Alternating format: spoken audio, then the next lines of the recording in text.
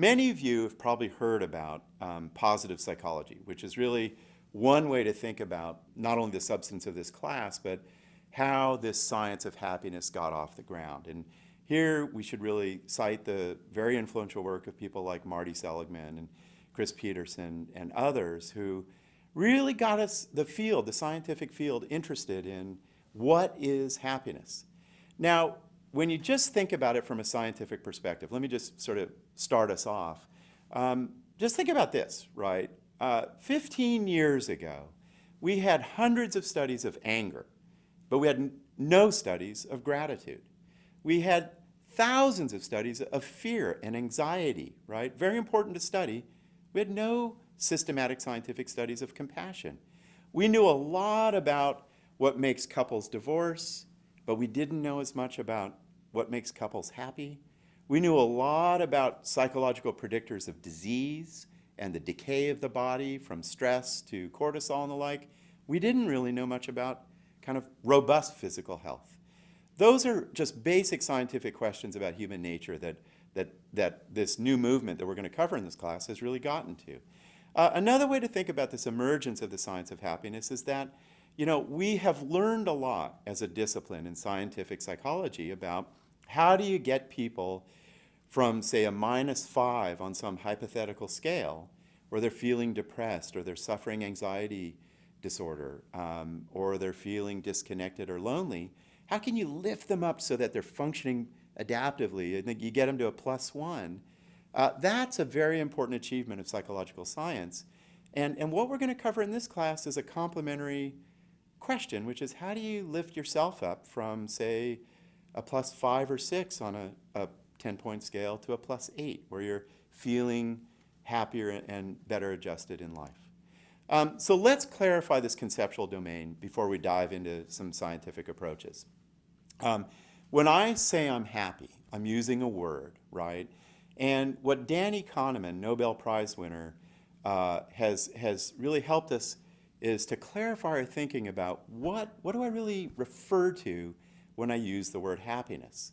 So Kahneman suggests 4 different levels of analysis, and we're going to be returning to these in different parts of the class. One is at the most general level. When I say I'm happy, I'm telling you what my well-being is, how my life is going, right? Overall, my life's going pretty well. When I say I'm happy, second thing is I could be referring to a trait that, I'm just a kind of an enthusiastic person, or I have a particular genetic profile that makes me happy, right? When I say I'm happy, I could be referring to a specific emotion that I'm feeling in the moment. So I might be thinking about, wow, I feel reverence and gratitude right now. And then finally, Kahneman suggests we could be referring to a sensation, kind of a sensory experience. So if I say I'm happy to somebody's query, I might be really saying that, wow, this sun at this moment in time really feels good on my skin. That's a really different kind of experience. So really in this class, we're going to be focusing on that global level of life satisfaction and then the different emotions that get us to happiness. So that's how Danny Kahneman thinks about this conceptual domain of happiness. This perspective has really shaped the field. So for example, Ed Diener, who's one of the leading scientists in the study of happiness, thinks of happiness as, first of all, your overall well-being. So you might say how satisfied you are with your life. And then the array of positive emotions you're regularly feeling. And he thinks of those 2 things as happiness or your subjective well-being. Later, we'll talk about how you measure this from this perspective. But now we're going to turn to the different scientific approaches to studying happiness. And there are really different traditions that we're going to be kind of touching upon in this class. Some studies, what we might call observational experience sampling studies, will just capture people in the moment, in their daily lives, right? Like, how happy are you feeling right now when you're doing the dishes or at work? Some studies we call cross-sectional studies or correlational studies, and these are just studies, survey studies, where we survey people at one moment in time, right? Say, you fill out a survey, you answer a bunch of questions as you're doing in this class, and then we look at correlations between variables to find out, gee, do more grateful people tend to feel more happy? A third kind of study, a little bit more ambitious, is the longitudinal study where we study people's lives over time. And we try to get a sense of what is the trajectory of a happy life? Where does it go? What are some of its predictors over time? And then finally, of course, this being science, we do experiments. And experiments are really important because we're going to be comparing really specific emotions, say compassion versus another kind of emotion, to look at the effects of that emotion, controlling for every other variable. And that allows us to pinpoint causal relationships between, say, a positive emotional state or a feeling of happiness and a desired outcome. Many different traditions. One of the most essential questions in a class on the science of happiness is measurement, right? Which is, how do I measure how happy you are? How do I measure how happy somebody is in different parts of the world?